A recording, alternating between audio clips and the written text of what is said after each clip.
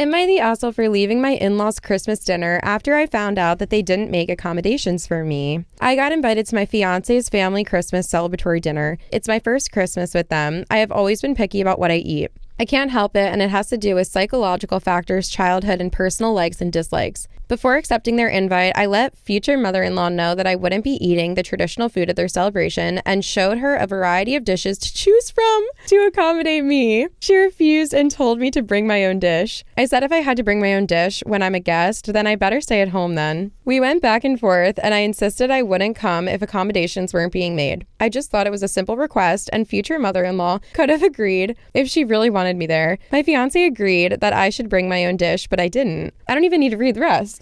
Yeah, this is bad. When we arrived there and I saw that no accommodations were made, I got up, got my things, and walked out and went home. My future mother-in-law and fiance were shocked. I would dump this person. Yeah. I would actually take their ring back if I gave them the ring. I got tons of calls and texts from them both, and my fiance came home lashing out, calling me selfish and spoiled to walk out like that over a dish that his mom didn't have to make for me. And it was my responsibility to feed myself. How is it my responsibility to feed myself when I'm a guest? Makes no sense to me. Okay. I told him this, and he accused me of starting shit and ruining my first Christmas with his family and disrespecting his mom. Now he's continually saying I effed up and I should have sucked it up for family's sake.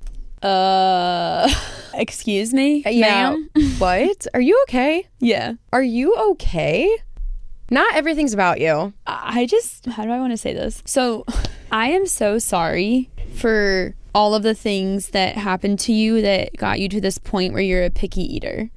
That sucks, but everyone has shit that they're going through or have gone through that maybe make certain things difficult for them, and maybe they do need accommodations, maybe they don't, maybe they just like deal with stuff. Everyone has shit, and I just feel like when you make your shit someone else's problem to this extent, do you not see what you're doing? And how is this the mother-in-law's problem at all? You can't go through life expecting everyone to like know everything about you and make accommodations for you like to the utmost of their ability. Like, yes, it's not their job to learn about your picky eating habits and then change everything they make year after year, like change their tradition to something that you like. While it would be nice of them if they made their normal thing and then also made something else, I think it's selfish to just go over somebody's house and not even bring anything. Yeah. Who goes over there and doesn't bring something? Mm-hmm. It would be completely different if she offered to make you something and then she didn't, but she told you straight up, I can't do this. If you would like to eat this, bring it. I think she was straight up. Sure, yeah, it would have been nice of her to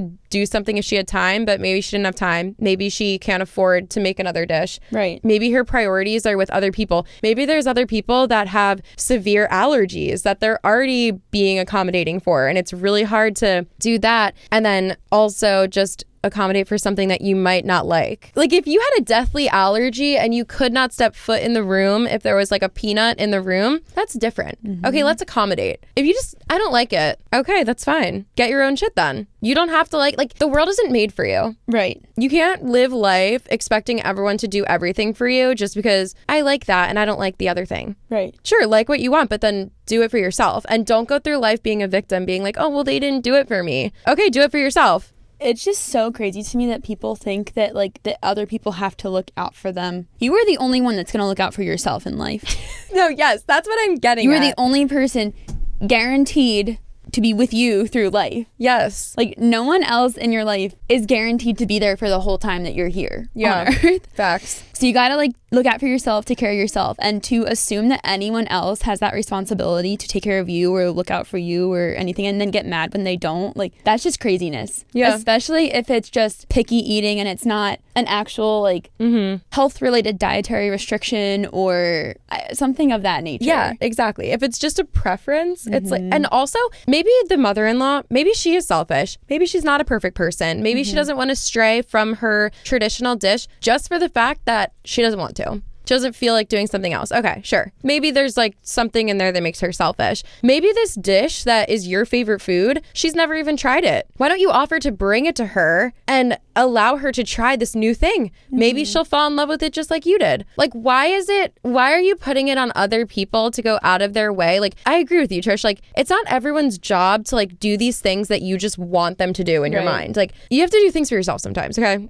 The world isn't made for you. If you don't like the stereotypical food that is served in your country on this holiday or in your culture on this holiday, bring something you like. Yeah. You don't have to sit there and complain, feel sorry for yourself. Bring something you like. Yeah. I feel like we know plenty of people that have similar issues where they do have like dietary restrictions because of choice or because of actual like health issues. And I don't know anyone who wouldn't bring their own food to accommodate themselves. 100%. So that they're not putting this on someone else who's already maybe hosting a large group of people and making a big quantity of food. And they're not saying, oh, let me add something more to your already full plate that you're, handling. I also think that like aside from just doing things for yourself, like there are a lot of families that want to go above and beyond and make something for everyone, and that's great too. But maybe they just don't even understand like why you feel this way, because if it was just like I don't like mac and cheese, our family isn't going to be like, no mac and cheese, you guys, we're making like this whole other thing instead, like because one person happens to not like it. But if there's a reason for it, then our family, once they know the reason, I feel like is more accommodating.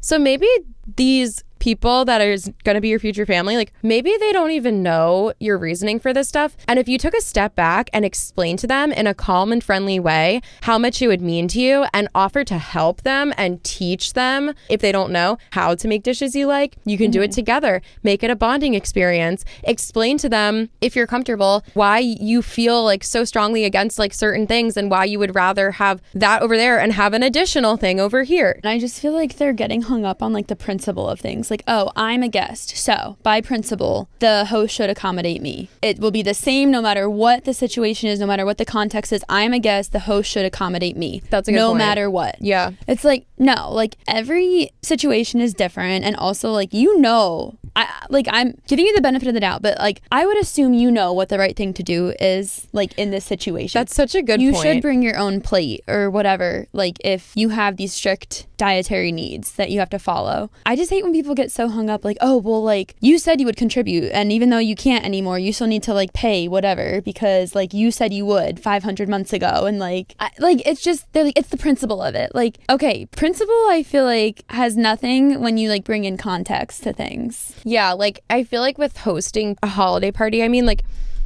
if it was like a vacation weekend and you really wanted people to come because you're going to have more fun if they're there, that might be a good time to be like, I'll make this for you. Like, it'll be easy for you. But when it comes to Christmas or like holidays like this, where people are inviting friends and family over to their own house, like I feel like a lot of people don't want that because it's so much pressure. It's so much money. It's so much work to clean your house and prepare it and then like do everything that goes into hosting. Some people do it just because nobody else wants it. Like if there's 5 siblings and they're all like, who's gonna host this year? I feel like a lot of times it comes down to, I guess I will. Like I don't really want to if anyone else does, but I will if no one else can. And that doesn't always mean that they have the time, ability, or funds to go out of their way and make all of these extra accommodations. Like they're doing it the best they can as is.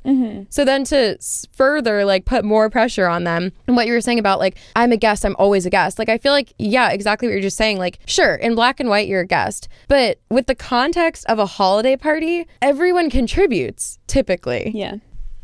Yeah, you're an asshole. I can't even wait. Crazy. Here we go.